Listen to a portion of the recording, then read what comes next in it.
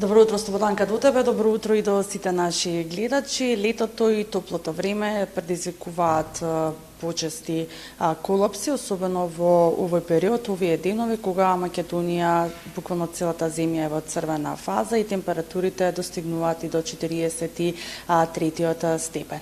Затоа, кои се најчистите повреди во летниот период, со какви повреди се соочуваат и се среќаваат на клиниката за Тоарилуц? Ова утро ќе дознаеме од првиот човек на оваа клиника, директорот Игор Мерџановски. Доктор Игор Мерџановски, ќе ви посакам добро убаво утро. Ви благодарам што прифативте поканата за ова утро на гледачите на Добро утро секој утро, да им дадеме еден совет можеби за тоа како да се однесуваме на овие топли горештини, односно на ова топло време надвор, и за тоа кои се најчистите повреди и како може да се заштитиме, односно да придонесеме да не ни се случи повредата. Па би почнале со тоа, кои се најчистите повреди со кои што се соочувате во овие летни жешки денови, односно во летниот период? Сообраќајните незгоди се еден од најголемиот број на пациенти кои што ги имаме, исто така и градежните работници кои што работат на објектите. Имаме падови од висина и сообраќајни незгоди, тоа се најголемите број на повредени лица кои што доаѓаат. Топлото време доста делува на губењето на концентрација, дехидратацијата која што настанува кај учесниците во сообраќајот. Исто така ќе напоменам дека имаме зголемен број на пациенти повредени со електрични тротинети, малолетни и полнолетни лица кои што доаѓаат со потешки повреди од типот на повреда на главата и на скршеници на екстремитетите. Кои се најтешките повреди со кои што се здобиваат пациентите? Најтешката фаза со која што се соочивте вие во овој период? Падовите од висина се доста тешки повреди кои што настануваат кај овие пациенти. Тоа значи дека паѓаат од повисоко, работат на одредена висина поради топлотниот бран. Мислам дека овие градежни работи треба да се сведат на минимум, да работодавачите кои што ја работат оваа струка да внимаваат на овие луѓе да во најтоплото време, кое што е исто така и од Министерството за здравство дадена препораката да ја почитуваат за да ги превенираме овие повреди.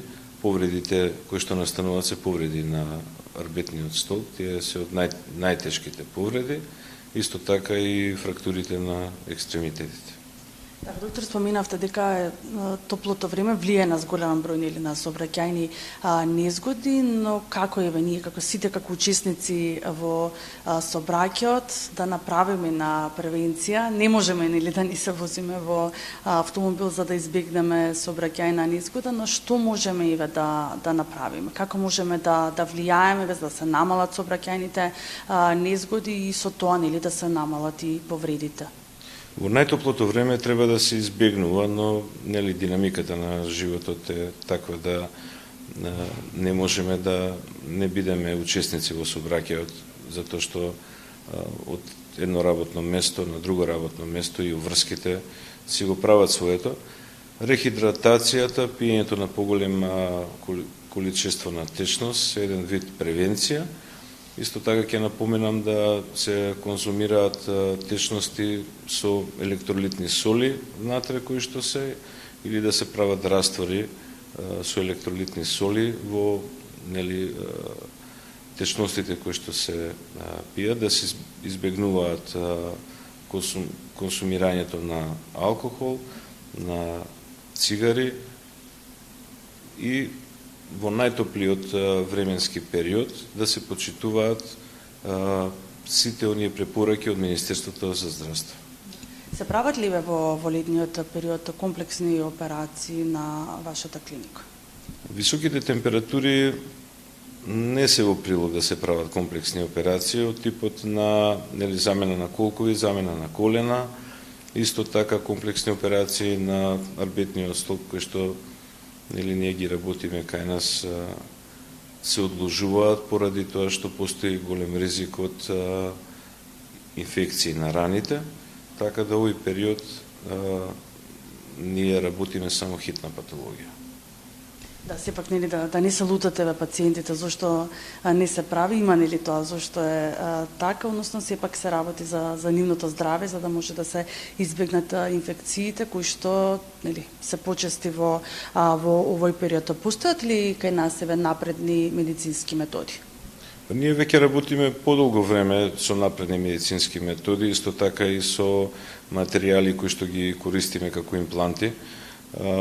Веќе сме стигнати на ниво каде што највисоките здравствени центри ги имаат овие импланти, исто така и дел имавме можност да работиме со неколку демо машини кои што беа донесени, кои што се користат за најнапредно медицинско лекување. Така, значи сепак по завршувањето на овој топлотен бран, завршувањето на летото и високите температури, сите оние нели пациенти кои што се на чекање или треба да им се изврши некаква интервенција која што е покомплексна, ќе имаат можност нели да ја направат. Ви благодарам, директоре, во штина што одвоивте време и што ги споделивте овие важни информации со нашите гледачи.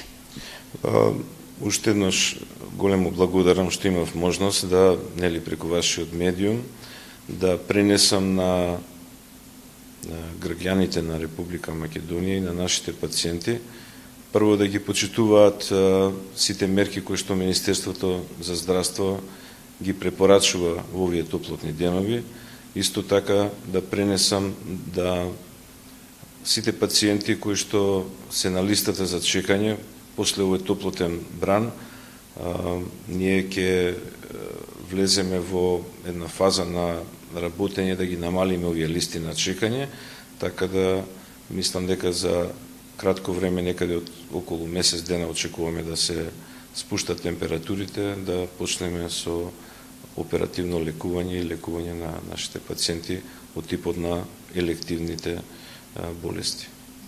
Благодарам уште еднаш, докторе. Секако спомена и докторот да се почитуваат максимално сите препораки кои што се дадени за овој период. Немојте да излегувате во периодот од 10-11 часот па до 17-18 часот, затоа што и денеска е уште еден топлотен бран или уште еден ултра жежок ден ќе имаме низ цела Македонија, така што колку што можете максимално седете во затворен простор, хидрирајте се, пите вода, користите електролити, носете светла и лесна облека и доколку мора да излезете во овие утрински часови, носете шапка на главата, шешири и секако заштитни наочари за сонце. И ние ќе ве поздравиме од овде, од клиниката за Рилуци. Верувам дека и ве разјаснивме некои прашања за граѓаните, оние сите кои што имаат некаква потреба од оваа клиника или пак чекаат можеби оперативен зафат.